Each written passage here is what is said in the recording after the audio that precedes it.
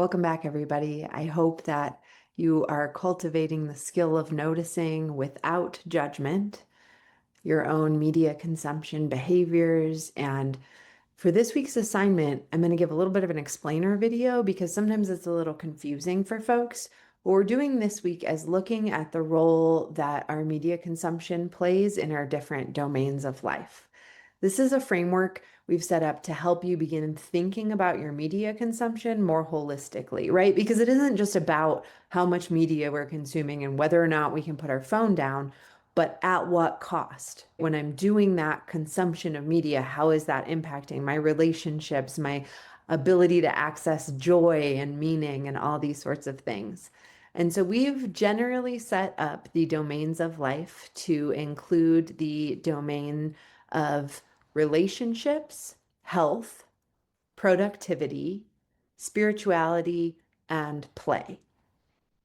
And so in the survey for this week, we'll ask you to describe how your current phone and media consumption behaviors impact your relationships. We'll start with the first one, impact your relationships both positively and negatively. And so this could be the way they impact your time spent with family and friends, or maybe the way that when you see certain family members' content, that evokes a certain emotional response in the way you relate to them. So it might mean muting their stories or posts so that you're not putting yourself through unnecessary emotional turmoil. Or it could positively mean that in certain relationships, you're able to stay connected to that friend that lives hundreds of miles away through seeing their stories or whatever it might be. So I'll give you some examples for each category. For the next category or domain of life, we call this one broadly health. And this includes things like sleep quality, exercise, nutrition, how much just general energy and feeling of vitality that we have. And so, again, thinking about both the negative impacts and the positive impacts. So, for many folks, I've counseled through this process of becoming healthier with their media consumption. Many people are experiencing a loss of sleep due to late night media consumption. So, it's affecting their sleep quality negatively. I want to add one other thing in the domain of health for us to also consider rest as something that's so important. Whether you have a family you're responsible for or not, or a very taxing job, regardless of where you are in this life, there's a lot happening on this planet right now, and rest is so important.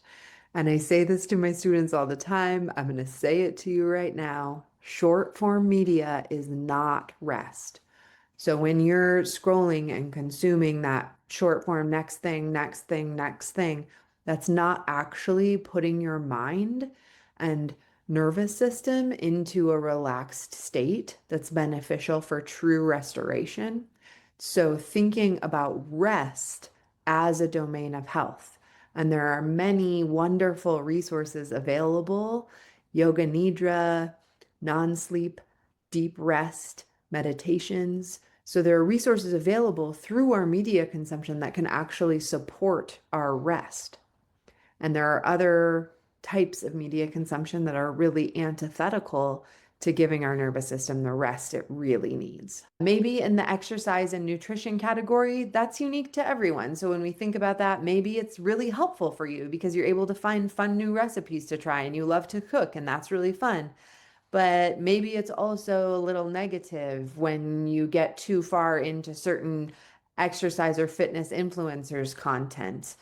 And in terms of feelings of vitality, that could relate to creative inspiration or feeling that spark of aliveness. And maybe there are certain types of content you watch that really make you feel that way and feel inspired to go out and live your life. Or maybe we're getting stuck in the trap of social comparison, and that's more of a negative impact on our health. So again, thinking about health. So again, thinking about health really holistically. The next domain of life we've called productivity.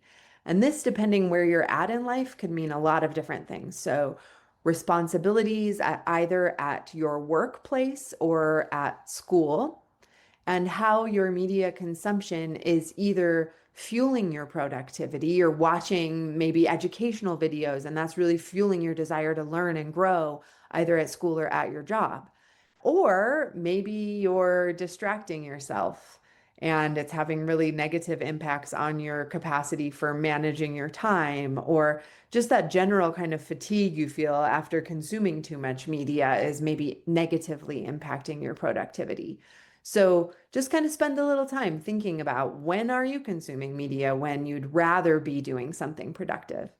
And a reminder that it's not always about being productive and like I have to be doing something all the time to be worth anything. We have value as human beings just by being.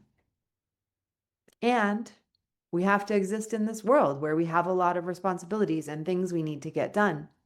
And our media consumption can have both positive and negative impacts on that. The next domain of life we refer to here is spirituality. This one is incredibly important to me, and I actually gain a lot of spiritual information. There are folks who I listen to on YouTube who have really expanded my spiritual practice.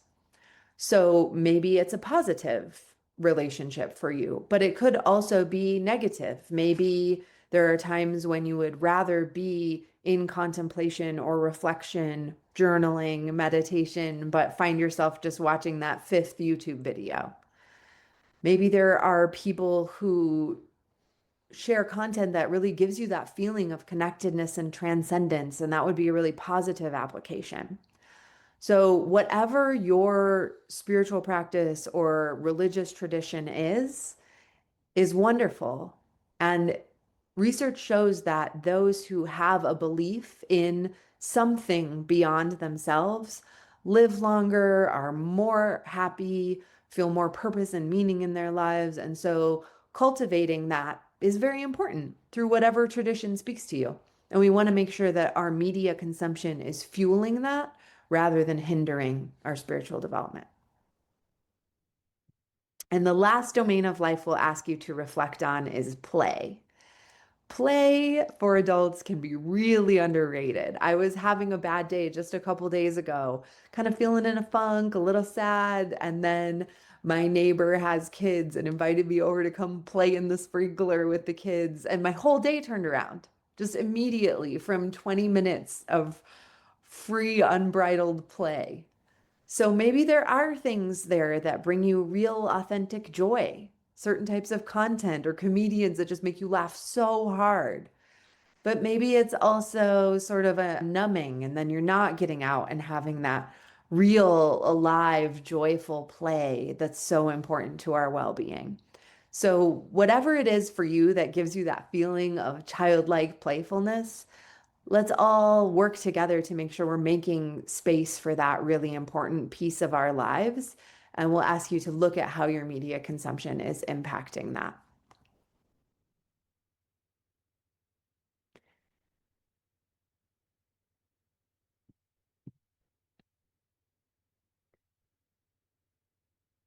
I want to encourage everyone to think about our media consumption really holistically. That it isn't just, I have to get my time limit set and get my Instagram or TikTok down to X minutes. While that might be beneficial as a starting place, what we're really looking for in this course is the development of a deep understanding of the way that that media consumption is taking space and time and energy in our lives, and that that is either fueling our development in certain domains of life, our relationships, our playfulness, our connection to spirit, or is diminishing that or taking time and energy away from that.